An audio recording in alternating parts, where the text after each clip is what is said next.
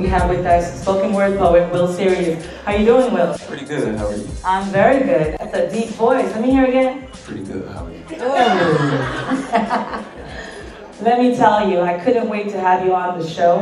I've heard such great things about you. I know you've been on so many stages. Tell us a little bit about your experiences performing everywhere and how you ended up being a spoken word poet. Okay, first and foremost, I'm originally born and raised here, Miami, Florida. So a lot of my inspirations pretty much came from some of the things that I grew up, the atmosphere. I was raised in a single parent home, so a lot of my pieces are, catered to that. Okay, that sounds excellent. Yes, worthy. And so, what have you put out since you've been doing poetry that your fans and other new fans can cop? Right now, I'm working on a CD. I have a DVD compilation where it highlights, it gives the fans or those who are interested in opportunity to not only hear the poetry, but to actually be a part of it in the midst of their own home. So if you aren't able to make it to some of these venues, you can just pop in a DVD and you're able to, get somewhat of an experience from, from home. Okay, very nice. I see you rocking the Gucci glasses. You're doing your thing. Yeah. And so, are you one of those deep poets where it's very meaningful to you, or is it always art, or is there a lesson and a consciousness level to what you spill out?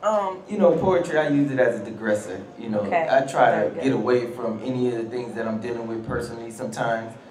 Sometimes it's also, a release of frustration. I like to have fun with it. I'm not one to be like, okay, I'm one of those deep poets. No, not really. I just like to have fun, and it's really relatable, I would say. Very relatable. Okay. And what do you do when you're not writing or performing poetry? Oh, I'm a big basketball fan. Okay. I graduated from Tallahassee Community College. I played basketball in college, played semi-pro as well. Nice. So basketball would probably be one of my favorite things to do aside from poetry. So shout out to the Miami Heat. Okay, Miami Heat fans in here? Okay. Well, we can't wait to see what you got to perform for us tonight.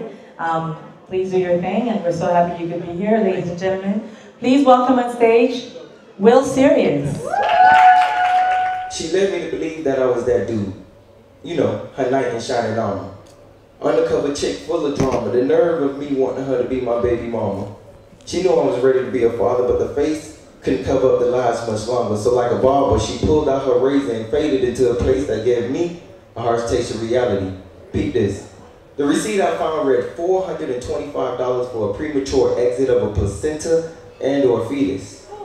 I know, I never agreed to that, but statute of limitations should have saved my life, aka my seed. Well, now I'm on bending knees asking God to intervene just so I could try to make it through the night.